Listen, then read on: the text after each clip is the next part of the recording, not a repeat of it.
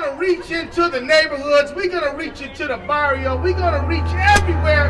The story's out there. اسلام امریکہ میں سب سے تیزی سے پھیلنے والے مذاہب میں سے ایک 70 لاکھ مسلمان No 30 second sound bites 1209 مساجد Michigan, Chicago, New York City, Virginia, Detroit, Iowa, Houston, Uncut, the whole thing Boston, Atlanta, Los Angeles, San Francisco, Tennessee, San Diego, Montana, Las Vegas, Mississippi, Washington DC امریکہ کے مسلمانوں کی آواز Muslims America.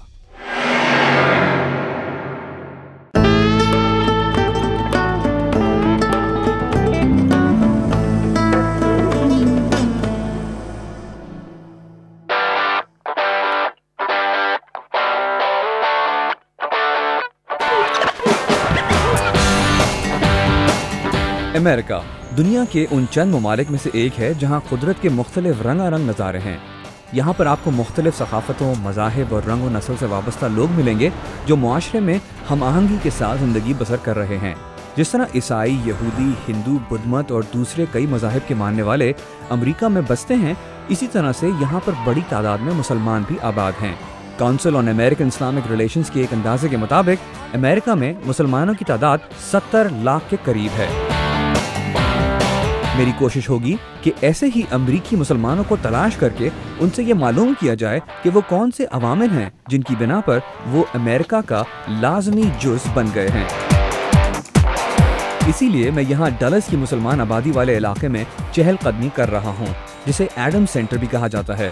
میری کوشش یہ ہے کہ مجھے کوئی ایسا شخص مل جائے جو اپنے آپ کو مسلمانوں کا امریکہ کا باسی کہلاتا ہو. یہاں کے مقامی عوام علاقے میں رہنے والے ایک عوامی سفارتکار، رسالے کے کالم نویس، انسانی حقوق کے لیے لڑنے والے وکیل اور نیشنل پبلک ریڈیو میں نشریات سے وابستہ شخص کے بارے میں بتاتے ہیں.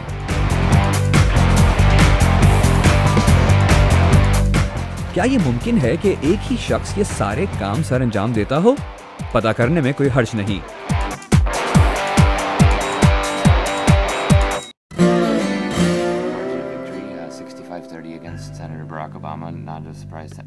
نہ صرف یہ کہ یہ شخص نیشنل پبلک ریڈیو کے شریک میزبان، انسانی حقوق کے لیے سرگرم کارکن اور ایک رسالے میں کالم نویس ہیں، بلکہ وہ امریکی مسلمان اسلامکا نامی رسالے کے مدیر بھی ہیں.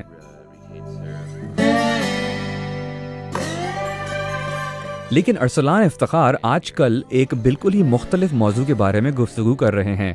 وہ پرامن بقائے باہمی کے اسلامی پیغام کے بارے میں بتا رہے ہیں. ان کا کہنا ہے کہ میں اسلام میں صلح کی تعلیمات کا ذکر کر رہا ہوں.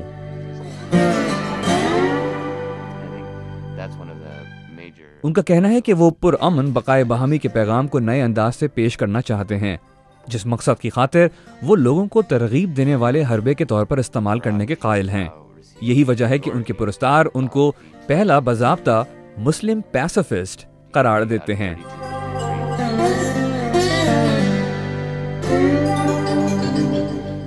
یعنی کہ ایک ایسا انسان جو اپنی سوچ اور پرامن گفتگو کے ذریعے دوسروں کو قائل کرنے کا حامی ہو. ارسلان کے آباء و اجداد پاکستان سے تھے.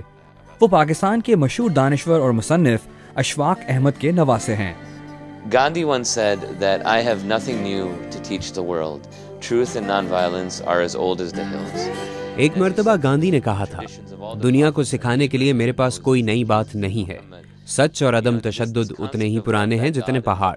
اور جس طرح آپ نے حضرت ابراہیم، حضرت موسیٰ، حضرت عیسیٰ اور حضرت محمد صلی اللہ علیہ وسلم جیسے پیغمبروں کی تعلیمات کے بارے میں بتایا، اسی طرح کی تعلیمات کہ خدا اور پڑوسیوں کے ساتھ محبت کرو، صدیوں پرانا پیغام ہے، کوئی آج کی بات نہیں.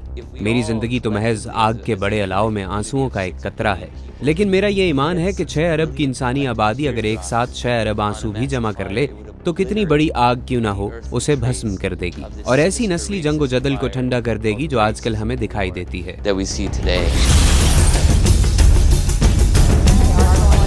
When we look at our American foreign policy, especially in the Islamic world, there is a great deal of frustration.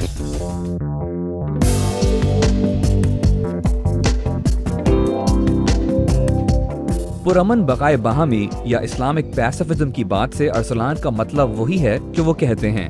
پچھلے 4 برسوں سے Arslan Council on American Islamic Relations کے نیشنل لیگل ڈائریکٹر بھی رہ چکے ہیں. وہ امریکہ کے 15 مختلف اخبارات کے لیے مضامین بھی لکھتے رہے ہیں اور ان کے کالم امریکہ بھر کے اہم اخبارات کی زینت بنتے رہے ہیں. مثلاً USA Today, Houston Chronicle, Detroit Free Press, The Providence Journal, San Diego Union Tribune, St. Louis Post-Dispatch, Kansas City Star, Miami Herald اور دوسرے مختلف ادارے. کیئر کے ساتھ آپ کا تجربہ کیسا رہا؟ کیونکہ جب کبھی کاؤنسل آن امریکن اسلامک ریلیشنز کی بات ہوتی ہے تو لوگ تھوڑے سے پریشان ہو جاتے ہیں. Well, I was the first national legal director for the Council on American Islamic Relations. میں council on American Islamic Relations کے قانونی معاملات پر قومی ڈائریکٹر رہا ہوں، جبکہ کیئر امریکہ میں مسلمانوں کے شہری حقوق کا سب سے بڑا ادارہ ہے اور NAACP کی طرح national association of the advancement of coloured people یا پھر امریکن سول لبرٹی یونین کی طرح یہ ساری شہری حقوق کی تنظیمیں ماضی ہیں ایک نہ ایک وقت متنازع قرار دی جا چکی ہیں، کیونکہ انہوں نے حکومتی پالیسیوں کو چیلنج کیا تھا جو کہ ان اداروں کا مقصد بھی رہا ہے. اسی لیے 9/11 کے بعد ہم نے مسلمانوں کے خلاف بہت سی باتیں ہوتی ہوئی دیکھی، ہم نے نفرت پر مبنی جرم ہوتے ہوئے دیکھے اور ہم نے کئی ایک امریکی مسلمانوں کے خلاف ستم کا بازار گرم دیکھا. بہت سے امریکیوں نے عراق، گوانٹانامو بے، ابو غریب یہ نیشنل سیکیورٹی ایجنسی کی طرف سے ٹیلی فون کی گفتگو کو ریکارڈ کرنے کے عمل کے خلاف آواز بلند کی. نہ صرف مسلمان بلکہ ACLU اور NAACP بلکہ امریکہ میں دوسرے اقلیتی گروپوں نے آپس میں اتحاد کر لیا ہے تاکہ اس بات کو یقینی بنایا جا سکے کہ امریکہ میں شہری حقوق کی میراث کو محفوظ اور سربلند کیا جا سکے. اللہ اکبر. There are no Muslims on earth who would say that Islam is being accurately depicted globally.